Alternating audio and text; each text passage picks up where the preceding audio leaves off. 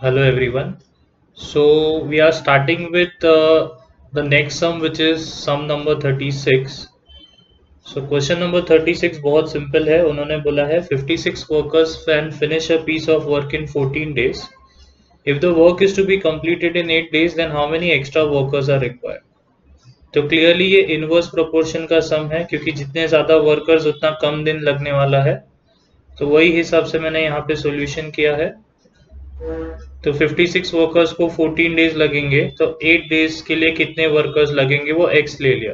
क्योंकि inverse proportion है तो डायरेक्ट मल्टीप्लाई करेंगे, x का आंसर निकालेंगे, x का आंसर मिलेगा 98.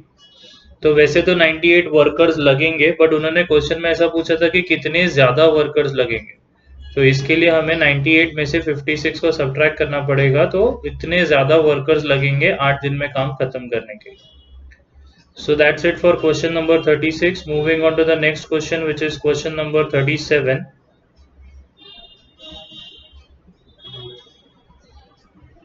If a certain number of workmen can do a piece of work in 25 hours, in how many hours will another set of equal number of men do a piece of work twice as great?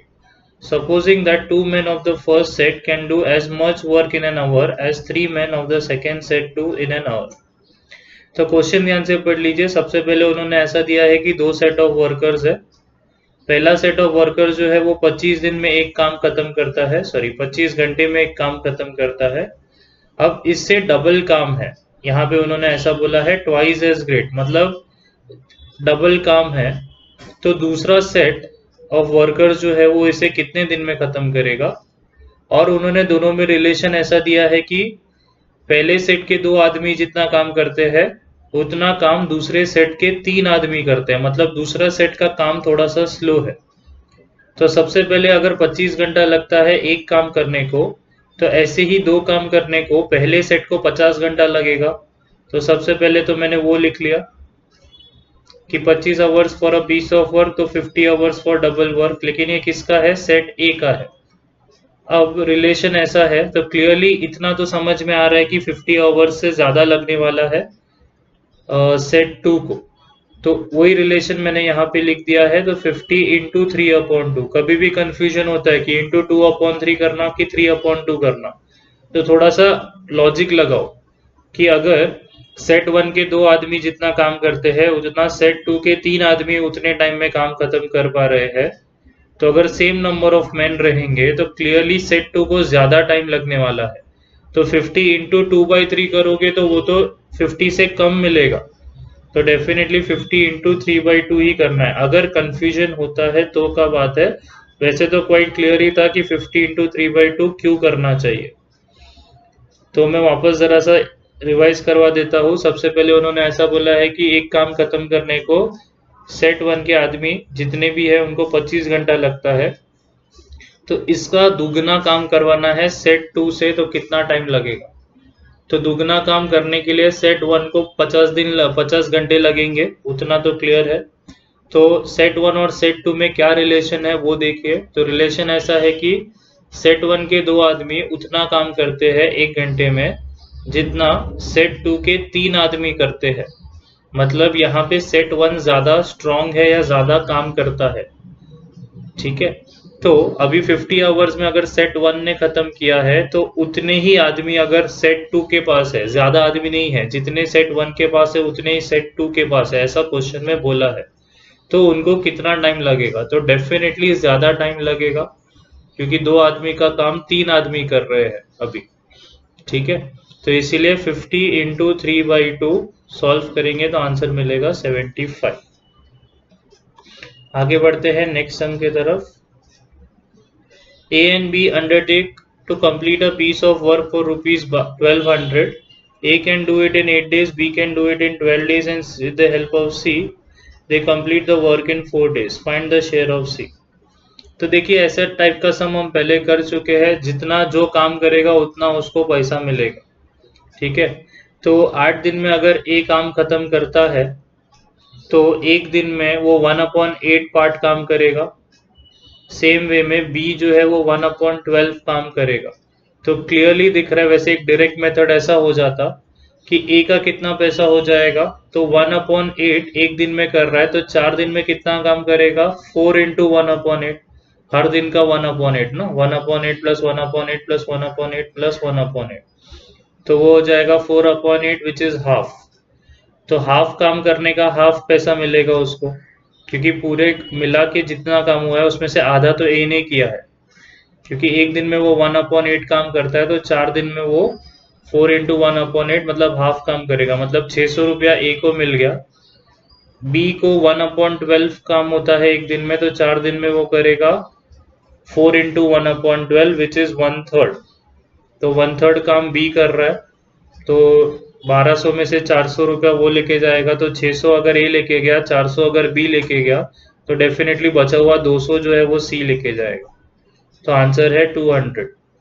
Solution में मैंने दूसरा method बताया है, तो वो आप try कर सकते हैं। आप देख लीजिए यहाँ पे 38 सम में, वहां पे भी फाइनल आंसर तो सेम ही आएगा, बट मैंने एक दूसरे तरीके से किया है। ऑब्वियसली अभी मुझे रियलाइज ऐसा हो रहा है कि अब फिलहाल जो मैंने मेथड बताया वो काफी इजी है एज कम्पेयर टू ये जो मैंने किया है यहाँ पे।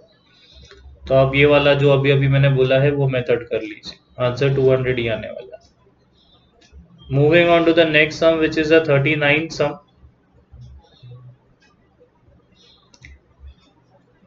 39 सम जो है उसमें ऐसा बोल रहा है कि 1 pipe A takes 3 minutes more to fill the cistern than the two pipes A and B open together to fill it। मतलब A और B अगर साथ में खोल दिया तो उसके कंपैरिजन में सिर्फ अगर A खोला होता तो 3 मिनट और लगता सिस्टर्न को भरने, और वही चीज अगर सिर्फ B खोला होता तो 21 1/3 मिनट्स लगता। ऑब्वियसली इसको सॉल्व करके 64/3 हो जाएगा। तो अगर ए और बी दोनों एक साथ खोले हैं तो कितने टाइम में पानी भर जाएगा। तो इसके लिए सॉल्यूशन देखते हैं। तो let A and B together take x minutes. तो ए को 3 मिनट ज्यादा लग रहा है तो ए का आंसर हो जाएगा x+3, और बी को 21 1/3 मतलब 64/3 मिनट ज्यादा लग रहे हैं, तो ये हो जाएगा x+64/3। अब अगर इसको इतना टाइम लगता है तो 1 मिनट में ये कितना भरेगा, 1/x+3। 1 मिनट में ये कितना भरेगा, 1/ ये चीज, तो उसको सिर्फ रीअरेंज किया है, 1/x+64/3 को 3 यहाँ पे, तो 3x+64/3 के जगह पे ऊपर 3 लिख दिया, और दोनों मिलके करते तो 1/x होता, तो उससे रिलेशन मिल गया मुझे, बराबर है। एक बार रिलेशन मिल गया तो फिर तो उसे सिर्फ क्रॉस मल्टीप्लाई करना है, सॉल्व करके आंसर आ जाएगा। मैं आपको वापस बता देता हूँ यहाँ पे क्या किया। उन्होंने ऐसा बोला है कि ए और बी अगर एक साथ खुले हैं और सिर्फ अगर ए खुला है, तो ए सिर्फ खुला है तो उसे 3 मिनट ज्यादा लग रहे हैं, और अगर सिर्फ बी खुला है तो उसे 21 1/3 मिनट ज्यादा लग रहे हैं। तो हम ऐसा अज्यूम कर रहे हैं कि चलो मान लेते हैं दोनों एक साथ खुले हैं तो x मिनट्स लगता है टंकी भरने के लिए। तो सिर्फ अगर ए खुला होता तो x+3 मिनट्स लगता, और सिर्फ अगर बी खुला होता तो x+64/3 मिनट्स लगता। अब इतना करने के बाद अगर ए को कुल मिला के x+3 मिनट्स लग रहे हैं तो 1 मिनट में हर एक चीज कितना भरेगा, ए अकेला कितना भरेगा, बी अकेला कितना भरेगा, और ए और बी मिला के कितना भरेंगे। तो ऑब्वियसली ए अकेला जितना भरेगा प्लस बी अकेला जितना भरेगा विल बी इक्वल टू ए और बी मिला के जितना भरेंगे 1 मिनट में। तो 1 मिनट में ए और बी मिला के 1/x पार्ट भरेंगे, अकेला ए 1/x+3 भरेगा और अकेला बी इतना भरेगा, और बस इसको सिर्फ सॉल्व कर दिया है, आंसर आ गया, x इज इक्वल टू 8। आगे बढ़ते हैं नेक्स्ट सम के लिए। नेक्स्ट सम में ऐसा बोला है कि आप क्वेश्चन खुद पढ़ ले, ए और बी काम करेंगे तो इतना टाइम लगता है, बी और सी काम करेंगे तो इतना टाइम लगता है काम खत्म करने को, और सी और ए अगर साथ में मिलके करेंगे तो इतना टाइम लगता है काम खत्म करने को। तो अगर तीनों साथ मिलके काम करेंगे तो कितना टाइम लगेगा काम खत्म करने को, ऐसा पूछा है। तो इसका जो सॉल्यूशन है मैं आपको नेक्स्ट वीडियो में बताऊंगा।